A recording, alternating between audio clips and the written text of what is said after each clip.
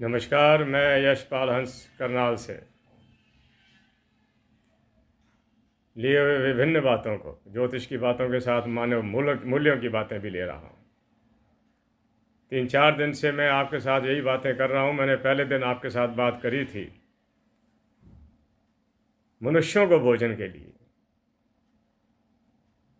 दूसरे दिन मैंने बात करी थी आपके साथ पशुओं को भोजन के लिए। तीसरे दिन मैंने बुज़ुर्गों की सेवा की बात की।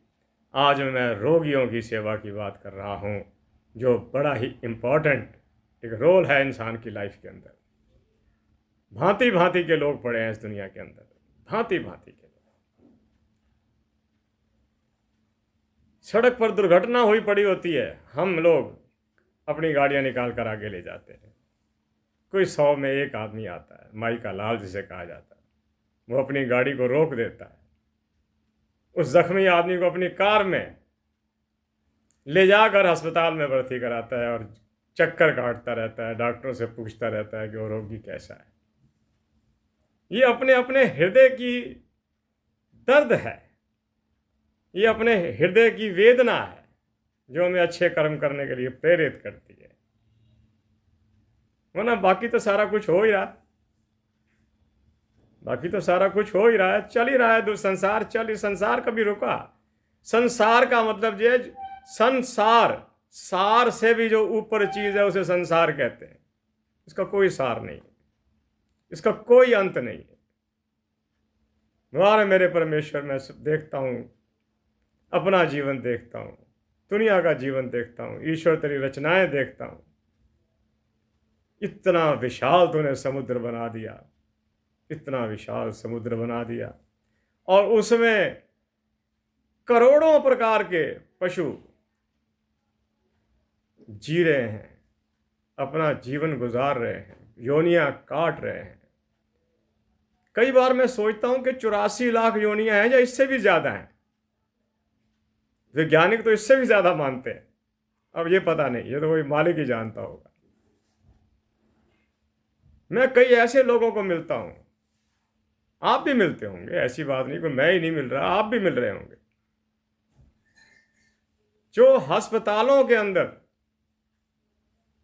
उन रोगियों को हर चीज उपलब्ध करवाते हैं, चाहे चंदा इकट्ठा करके आए, चाहे कुछ आए, या अपनी जेब से देवे। उनके लिए भोजन, उनके लिए अगर कोई डॉक्टर को चाहिए वो देना, सरकारी अस्पतालों में सेवा करना, वो रोगी जो चल फिर नहीं सकते उनका विसर्जित मल मूत्र आदि को साफ कर देना, और उनको अपने घरों तक छोड़ कर आना। कितनी बड़ी सेवा है ये। बहुत साल पहले की बात है, मैं एक वृद्धाश्रम में प्रवचन करने के लिए जाया करता था। 200 वृद्ध थे वहां पर। जो लोग ग्रस्तों से ग्रस्त जीवन काट कर आए हैं, उनके विवाद तो आपस में चलते रहते थे, हमारा उन विवादों से कोई तल्लक नहीं होता था। वहां पर मुझे 4 व्यक्ति ऐसे मिलते थे, मैं हर रविवार को जाया करता था, जो सिर्फ उन वृद्धों की सेवा करते थे। उनको रोटी दे आना उनके कमरे में, उनके मैले कपड़े ले आना, या कई कहते थे हम खुद धो लेंगे, आदि इत्यादि। मैं देखता था कि ये लोग अपने घरों को छोड़कर इनकी सेवा में आए हुए हैं। कहते हमें आनंद आता है इसके अंदर। मैं कहा आपने तो अपने कर्मों को सेट कर दिया, आपने अपनी जन्म कुंडलियां ही ठीक कर दी। कई लोग इतने अच्छे कर्म कर जाते हैं कि उनकी जन्म कुंडली लाख खराब हो, कोई गलती नहीं होगी, ठीक रहेगा जी।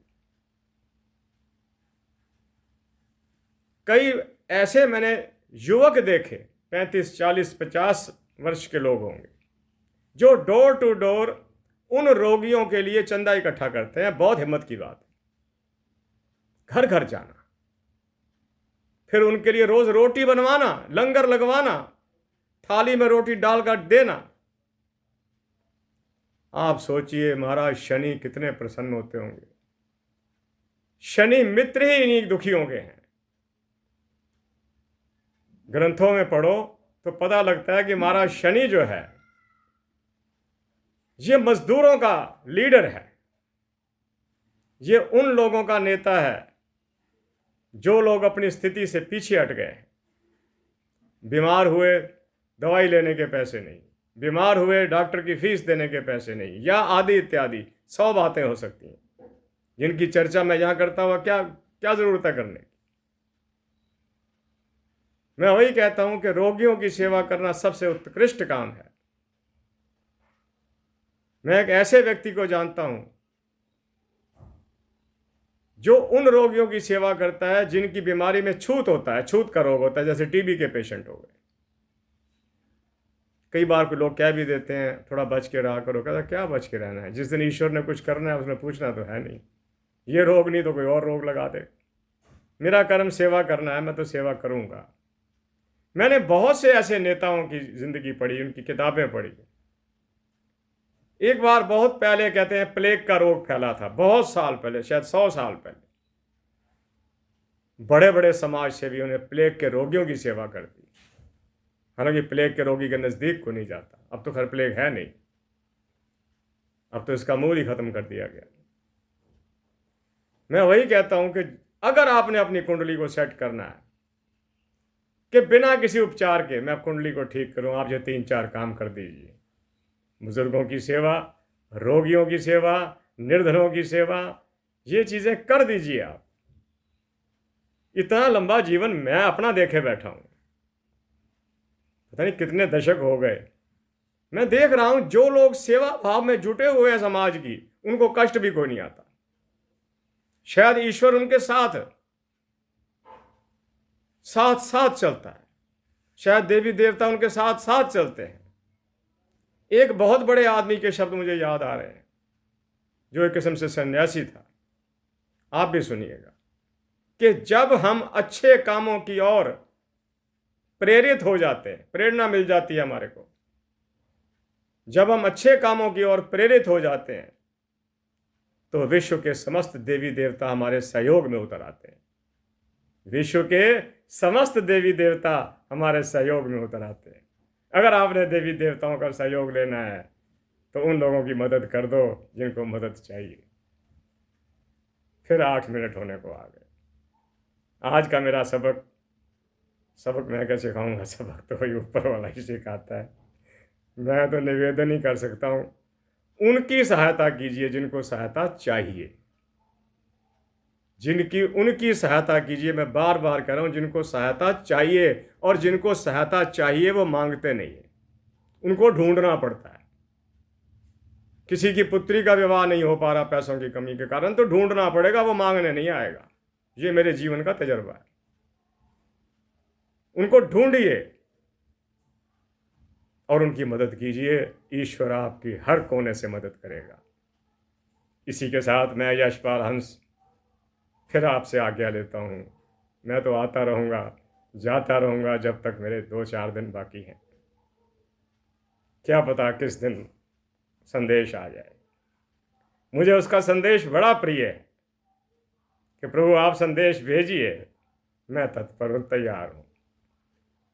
मेरे प्यारे बंधुओं, आप मुझे बड़े ध्यान से सुनते हो। आपने सब्सक्रिप्शन भी काफ़ी बढ़ाया है, मैं देख रहा हूँ। आपकी लाइकिंग भी मुझे बहुत अच्छी आ रही है। आपका बटन दब जाता है, हमारी आत्मा में चैन पड़ जाता है।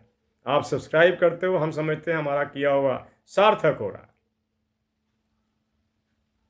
कृपया अपना प्यार बरसाते रहिए, आपका प्यार ही मेरा जीवन है। इसी के साथ मैं यशपाल हंस आपसे आज्ञा लेता हूँ। जय जगत, जय भारत, नमस्कार।